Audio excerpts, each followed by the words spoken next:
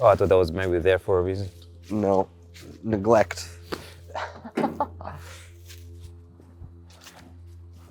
So this wasn't in commission, right? No, this was just a personal project me and Chan came up with. He wanted to do something with me together while he was staying with me. And we settled on a little cyclops creature, not little, right. on a big cyclops creature. And as far as like the raw materials, where do you get the raw materials? Different metal shop. The one I work at in Ferndale occasionally, they have a lot of scrap that I get. And I used to go to Breakwell Steel in Chester, New York. Right. And I would, even since a little kid, I would dive in their dumpsters. And even to the point where my dad actually lifted me up and would put me into the dumpster. Right. And I would collect all the little dots on the floor, and he would get the big, heavy, like, I-beams out of the dumpster. You know, just an all-metal scrap dumpster. And they told us, you know, bring a truck, take as much as you want. It's like they don't notice it. So it was all free scrap that was just going to get, I don't know, melted down or sold for scrap. And been doing it that way. You know, also we go to like mechanics a lot. Whenever they got a bunch of spare stuff. Yeah, because there was, I guess his tongue sticking out there. Yeah, those are all muffler parts. That's what it looks like, yeah. You know, this is maybe a catalytic converter part or an exhaust part. And this is some sort of... It's like maybe a starter or something? Yeah, alternator or something maybe. These are all... There's also nearby, there's a local scrap dealer who knows me and will save me cool stuff. Yeah. So you see in the arm, he's got these cutting gears. Yeah. These are gears made to cut other gears. And those came from like a whole box full of those things that a guy saved for me. Just a big array of weird stuff that we were always collecting. Sometimes people will just drive by and drop scrap off. Really? Yeah. We encourage Free it though, that's fine. You're recycling in a way. Yeah, no, for sure, 100%. All recycled metal. Right. I mean, not to say we don't ever buy any material. Once in a while, you got to buy something, but pretty much. I mean, are you nervous ever of someone stealing it? You know, It'd be hard to steal. We've had sculpture stolen. I used to have a lot of work at Benji and Jake's over in White Lake. It's a pizza place, and I had this big, massive sculpture on the landing, and one night that walked away at like 2 o'clock in the morning. Wow. And the guy who was the host of the restaurant at the time, he kind of knew the type of person they were and guessed that they were probably going to go to a strip club, called up all the local strip clubs, found their car at one of them, and the police came in, got the sculpture back that same night. Wow. But then That's crazy. and then we're pretty sure they came back and vandalized a different sculpture there, so they weren't too they weren't too pleased. But you know, for the most part, theft hasn't been a big issue. Right.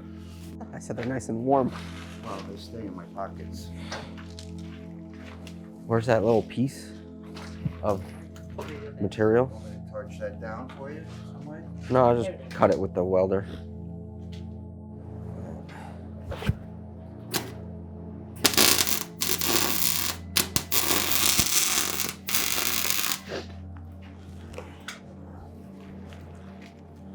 I see, like you made like almost like a brand for yourself, zacmax.com. Yeah.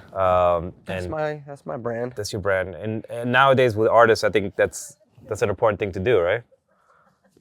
Yeah, branding is key, you know. And in this area, I think my brand kind of pops out because I have the massive sculptures all over the place. Yeah. So it's nice, you know. I get recognized as a sculptor, kind of a lot of times.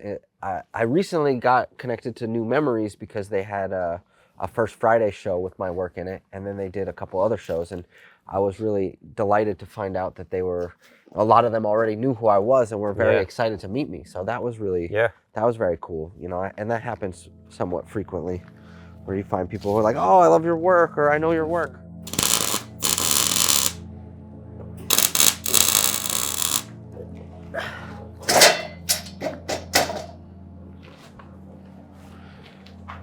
There you go. All right, Nicola, all set.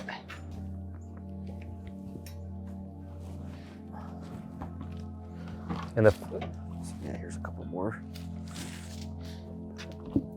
Just some little guys I got around.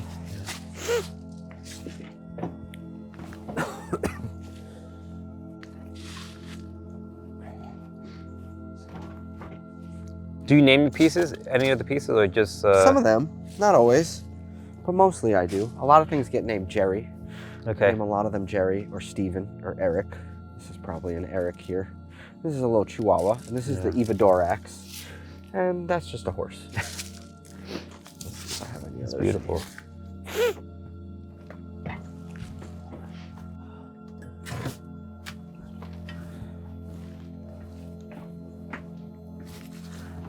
Concept art by a friend of mine who's working in game development. My buddy Gio made the drawing, and then I sculpted something based on that.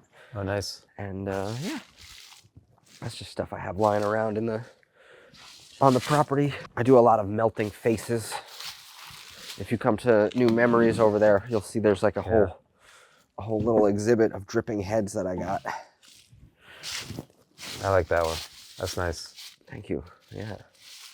I mean, I like all your work, but I like that one. Yeah, there's certainly levels to each kind of Yeah. piece. You know, sometimes I'll put a lot more work into one thing over another. Sometimes I'll want to make something real quickly and bust out a little work. You know. What was the idea of this one, the melting face? Well, I have like one of my really like, I don't know, most notable pieces is like a head that it's actually at New Memories also. It's a face, and it's melting that I made when I was living in California. Yeah. And I've done a couple renditions of that piece over the years. I called that one Dripping Inevitability, and then I kind of went from there with that concept of just these sort of metal faces that are melting, which I think is like a nice juxtaposition of like seeing something liquid and steel is like always very cool. And I do love the macabre and the grotesque and all that, so I like it to have a smile or like a little, there's something like a little bit fun about it, you know? When I first saw it, it just reminds me of the, you heard Indiana Jones, Temple of Doom? Yeah, of You course. see when he's, the guy's melting? Yep. It almost feels like that, but he has like a sinister look, because he's almost like laughing while it's happening. That's what I get at it. But, Yeah. No, and each person brings their own interpretation, and that's absolutely fine with me. I don't like have like an open and shut, like this is what it is. So this starts off as sheet of metal, and you say, I have this concept, I want to do this face, and it's sort of, as it goes along, you're molding and welding and things like that, but it's not drawing out all the time. You're not drawing it out concept-wise. No. It's sort of just like, I'll start with a face, or I'll start, like obviously here I'll start maybe just the shape of the head. Yeah. And then maybe it'll be a full head, and then I'll cut the head apart. So a lot of my work is additive and subtractive back and forth. So it's a lot of like building something up and then not liking it and cutting it apart and then building it back up again and so on and so forth. Yeah. Till I get what I want. You want to head over to New Memories now? So I got these two right here. All right. This bench is something I'm really, really proud of. The bench? Yeah, this bench is super. How long something like this takes? This took me like 2.5, 3 months. Wow. Yeah. Thank you. So yeah. That's cool.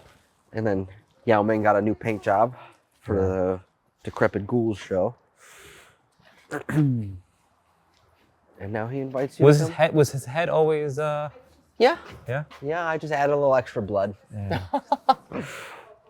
Kind of It's updated been the a pain blood. to transport. So yeah. I have this little kind of show going on over here. Nice. Yeah. This is nice. I like this one here. That Thank you. points Yeah, I was out. telling you about the dripping. Yeah. A lot of dripping heads. And I can see what you mean. You make use of all the Little dots. almost like as your base. Mm-hmm.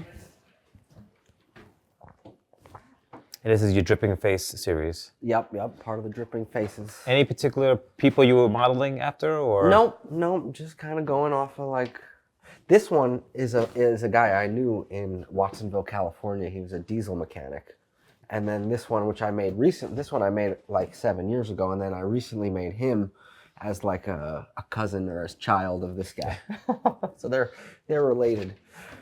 And how long, say, one of these heads takes to make? I can make something like this in a couple days. Really? I was really working extra hard on that one. I did that one in maybe 2 weeks. Some of these maybe a month for this guy over here. And Martini took me a little while, but I don't remember exactly. This one I did up at Snow Farm. I was there for a week, and then we had someone pour glass into it. So I did teaching a welding class. Oh, nice. And then I made this while I was teaching the class, you know, so I guess it was a week and a half, a 10-day class or something like that. Oh. They've used it for music notes. Huh. That's funny. That's funny. Well, yeah. So yeah, when they do a bunch of them were on the stage, and when they were doing the shows with all the lighting, it was pretty sick. Yeah. Reminds me a lot of the those fishes they found in the deep sea. Yes, with yeah, the yeah, little for sure. That's what you got those. to. Oh, why can't I think of the name? Anglerfish. Right. But he's got a little face inside. Yeah.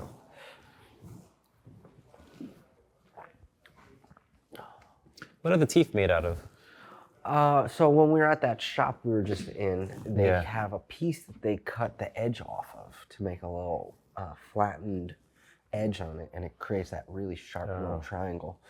So I just get a lot of those. They're stainless. The teeth on him are stainless, but the rest of him is mostly, it's a mix. He's a mix of mild steel and stainless.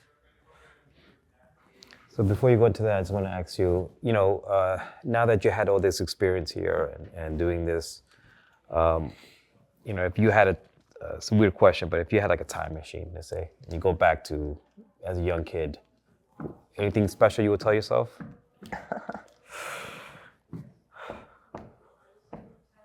That's a tough one.